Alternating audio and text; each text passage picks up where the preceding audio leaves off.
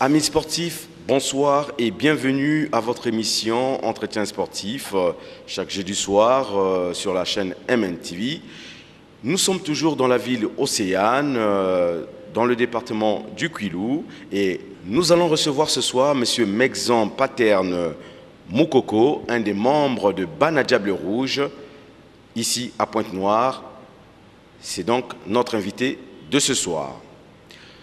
Connaître la structure Bana Diable Rouge, comment ils sont organisés, et nous allons aussi parler de la préparation du prochain match de Diable Rouge. C'est donc ça le sommaire de cette émission de ce soir. Alors, sans plus tarder, recevons notre invité, M. Megzan Paterne Moukoko.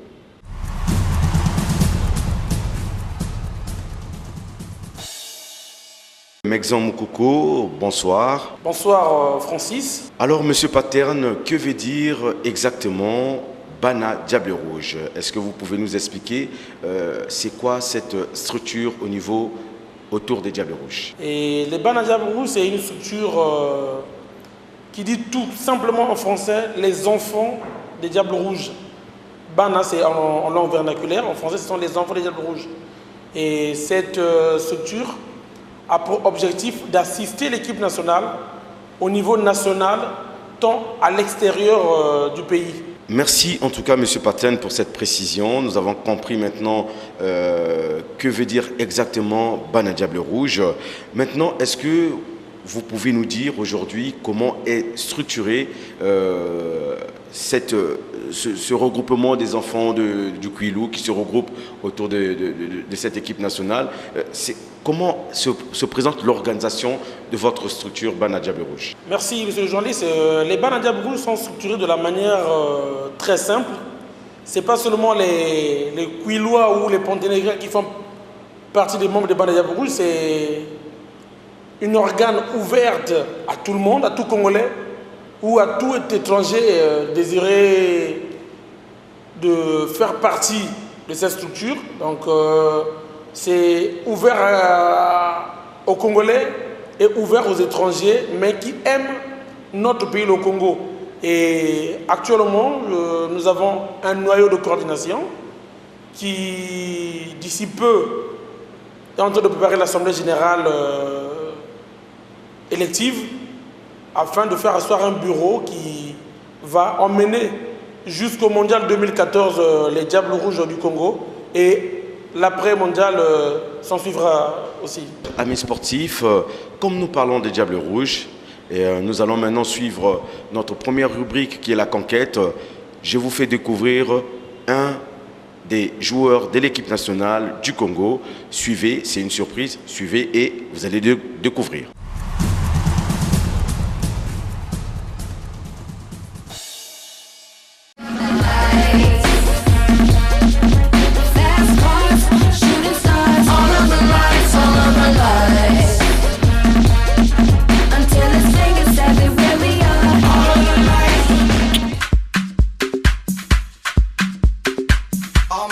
Né en 1991, âgé aujourd'hui de 22 ans, Kolo Lori, de son nom de famille, est surnommé dans le milieu du football congolais Pouloulou à cause de l'efficacité de ses démarrages et sa vitesse. Le jeune Congolais a fait ses gammes dans la ville océane de Pointe-Noire où il a commencé à jouer au football très jeune dans les quartiers de la ville économique.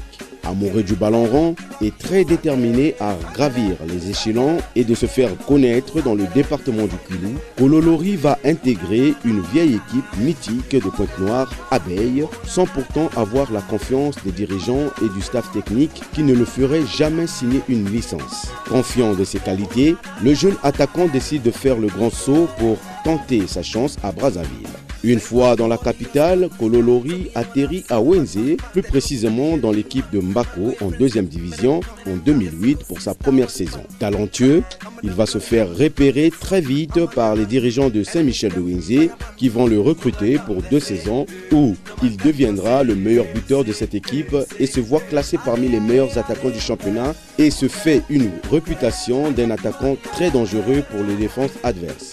Aujourd'hui, Kolo Lori joue dans Diable Noir depuis maintenant 2 saisons où il a connu la Coupe d'Afrique des clubs, a gagné une Coupe du Congo, un titre national, a réussi à porter le maillot de l'équipe nationale et vient d'être rappelé dans les Diables Rouges pour le match Gabon-Congo. En tête du classement des buteurs de cette saison avec Bébendé, dernier d'une famille de 6 enfants, Kolo Lori s'est déjà fait un nom au niveau national et Kamel Diabour devrait lui donner sa chance qui peut lui permettre de conquérir le vieux continent européen.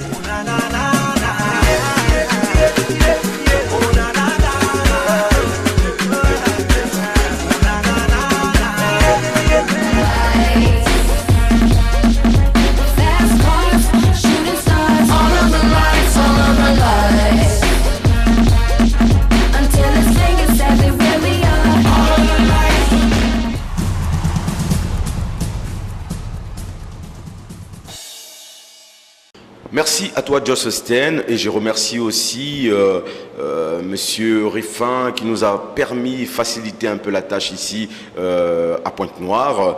Alors, restons toujours dans l'organisation de votre bureau. Est-ce qu'aujourd'hui, on peut dire que Bana Diable Rouge compte beaucoup de membres?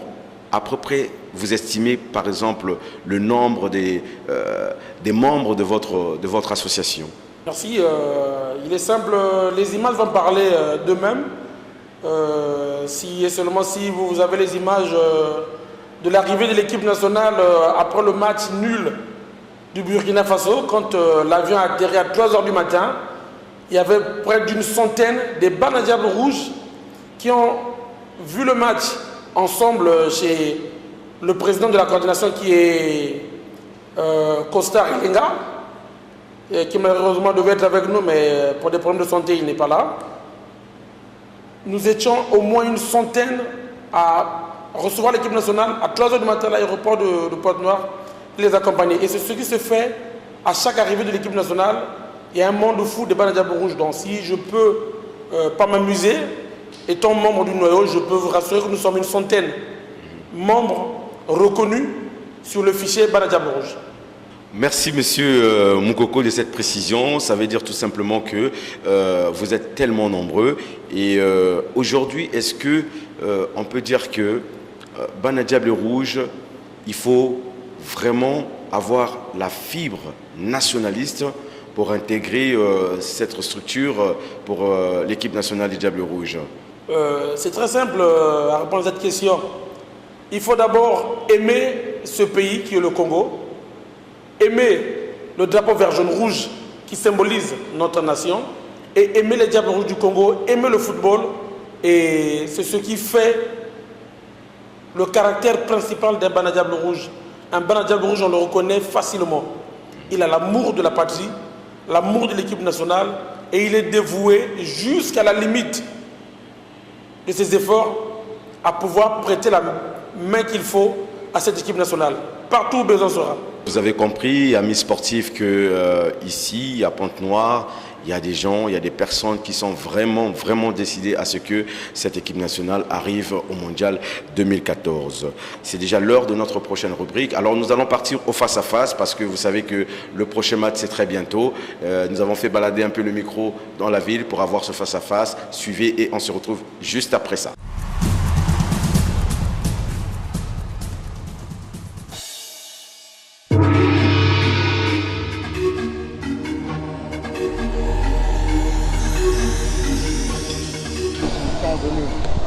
Pour faire le résultat, et à cette époque-là je disais qu'on devait gagner par 1-0 et vous avez constaté que les jeunes ont été à la hauteur. Notre place est plus que méritée. N'eût été ce dernier boulet de canon de Fodé qui à la limite était un but, je pense qu'on partait d'ici avec la victoire. Mais...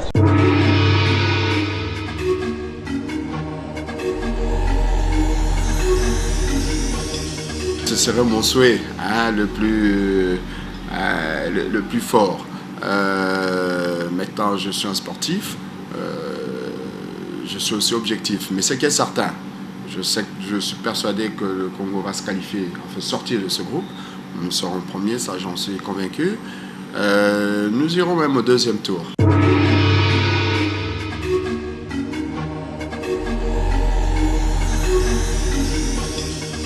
match nous reconforte une fois de plus pour dire que notre place est réellement méritée. Donc nous félicitons les jeunes, l'encadrement technique, la direction nationale, son excellence monsieur le président de la République, pour tout ce qu'on a mis à la disposition de la jeunesse, le peuple congolais dans son entièreté qui, comme un seul homme, a communié avec cette équipe.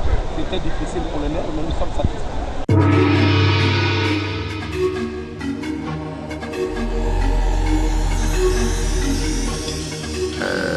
Je ne peux pas prévoir la dernière étape parce que je crois qu'après ces poules, il y a encore au moins 2 tours. Je pense qu'on sera capable de faire encore un tour. Mais après, bon, tout dépendra contre qui on tombera, dans quel chemin. En tout cas, mon souhait en tant que patriote, oui, je dirais oui. Maintenant, vous savez, le football a aussi ses réalités, mais il faut aussi être objectif. Maintenant, pourquoi pas, hein, tout est possible.